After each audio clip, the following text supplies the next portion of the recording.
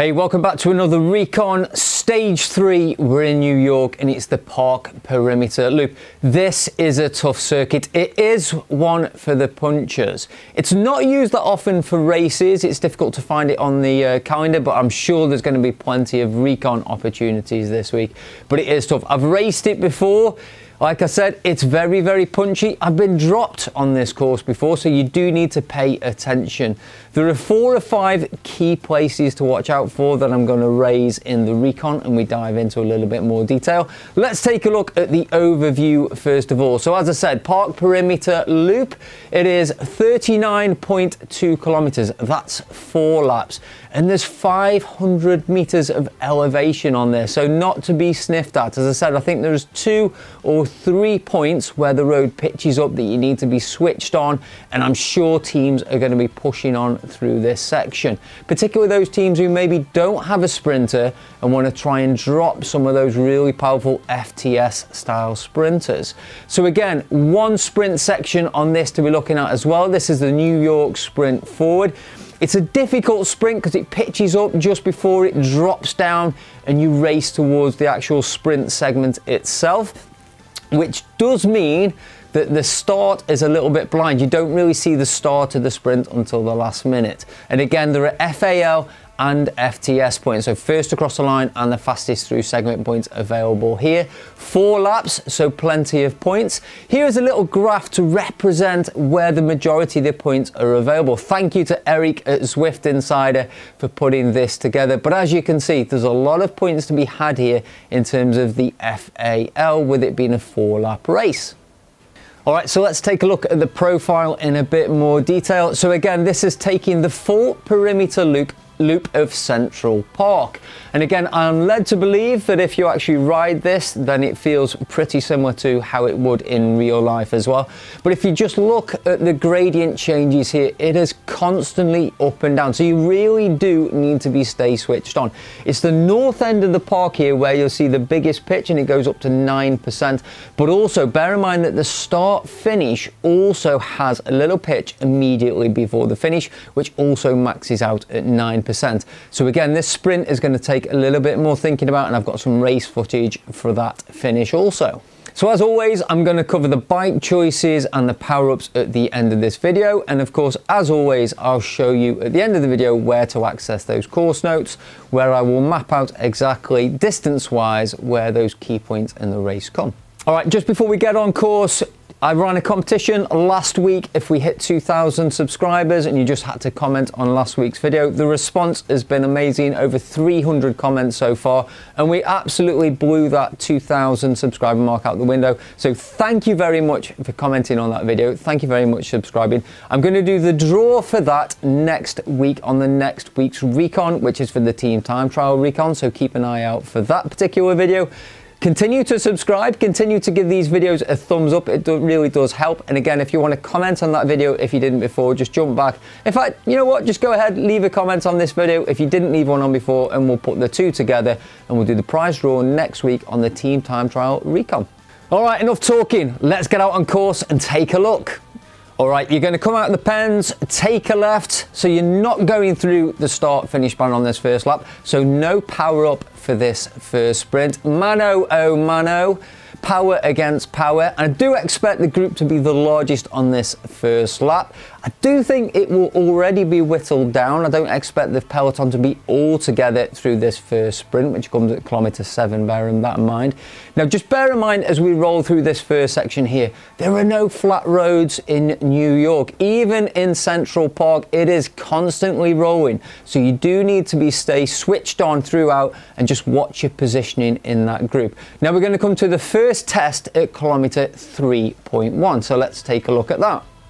All right, so this is the first point you need to stay switched on. Kilometer 3.1. You've got about a 600 to 700 meter climb here. It does pitch up to 11% in places, so it is quite pitchy. Stay switched on. I expect teams and groups of teams and riders to be pushing on at this point just to try and whittle that group down.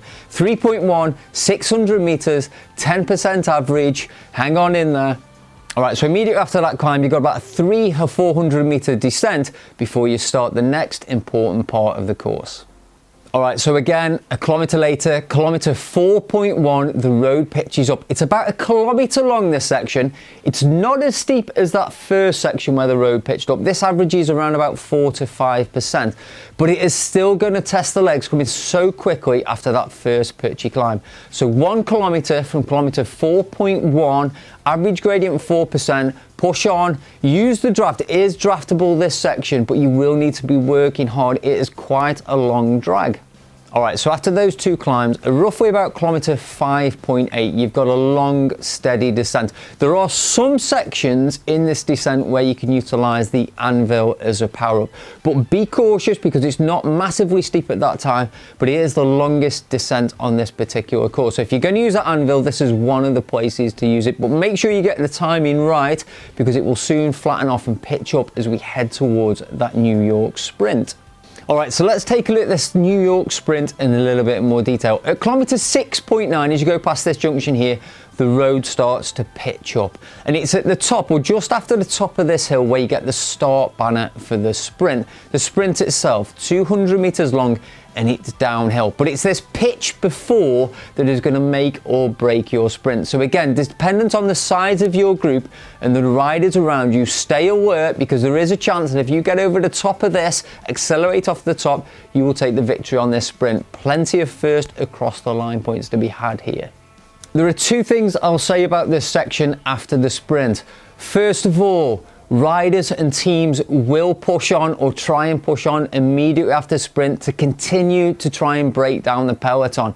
So again, just bear that in mind. If you go all out on that sprint, there's a risk you might get dropped after the sprint, particularly on lap 2, 3 and 4 if you're not staying switched on and just saving a little bit in the tank there to hold on to any riders who are rolling over the top. Having said that, it's fairly undulating, not too steep now until we get towards that start-finish banner. So let's take a look at that in a little bit more detail.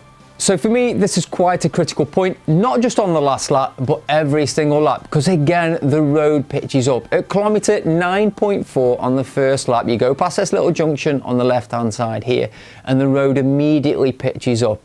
You've then got 300 to 400 metres to the finish line. And again, on the previous couple of laps, I do expect riders to be pushing on again here, just to try and get that attrition built into the race and reduce that field.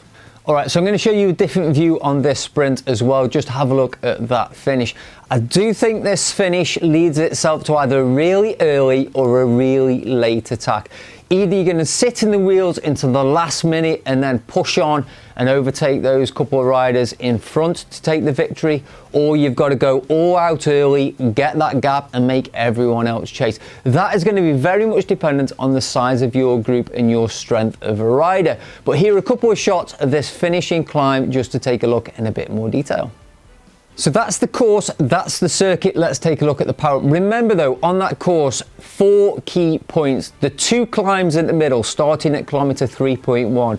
The sprint, which has got a little peak and then rolling down into the sprint, and then the start-finish banner with that little rise towards the start-finish. Let's take a look at the power-ups available for the park perimeter loop. All right, so we've got the aero. It is a sprinter's stage or a puncher's stage. The aero is there. Again, really useful. Particularly on the New York sprint, it will have some benefit, of course, on that finishing also. But I think the New York sprint, with that descent, you get that power up time perfectly. It could be a great tool to be looking at. We also have the anvil available this week as well. I think there are really 2 opportunities to use this. There are only 2 real descents to look at. You've got the descent after that first climb at kilometre 3.7, 3.8, you can use that, but bear in mind it's short. And then the top of that second more gradual climb, which comes a little bit later on as well. But again, it's all about timing that right. You don't want to be using that on an descent or a flat road, unless you want to add weight to a lighter rider to try and stick with some of those bigger riders on those flat roads, but use it really, really carefully. Then we have the feather, really useful for this course on those 2 climbs, but also the start finish. My prediction is that the winner will be utilizing a feather for that finishing effort. That hard climb, that hard finish is just steep enough where the feather will really benefit, particularly because I do think we'll be in smaller groups at that point. All right, so in terms of bike choice, I would still suggest you look at the most aero bike possible on this particular course. It is equal, it's a loop, so again, you've got as much descent as you have uphill, and again, for drafting purposes, I think having an aero bike will really benefit. Maybe, you know, dependent on your level, you want to look at something like one of the Scott RC with the DT Swiss wheels, just to get that benefit on those climbs, but also is a really ultimate drafting machine and aero machine as well. Again, as always, I'll leave a link in the description below to the Zwift Insider pages. All right, so in terms of Recon, I really do suggest you go and ride this particular course. There'll be plenty of Recons to choose from this week, I am sure. If you can get on a race towards the end of the week, that will benefit. Over the weekends, you've got the RaveCon again, which will take place, and I'm not sure who will be on it this week, but I've done one. I know Nathan Gira's done one. Sherpa Dave is doing one of those at some point as well. That may well be the Park Perimeter Loop, I'm not sure, but it's well worth looking at. That's Sunday evening UK time at 5 p.m. As always, thank you very much for watching these Recon videos. It is much appreciated. I love seeing your comments below. Let me know what is good, what is bad, what you'd like to see more of in these particular Recon videos. Again, if you've got some tips and suggestions yourself, let's join in. Let's have a conversation down below. I try and respond wherever possible. As always, guys, really appreciate. Give the video a thumbs up. It really does help the video and the channel a ton. And I'll see you Tuesday night in New York for the Zwift Racing League.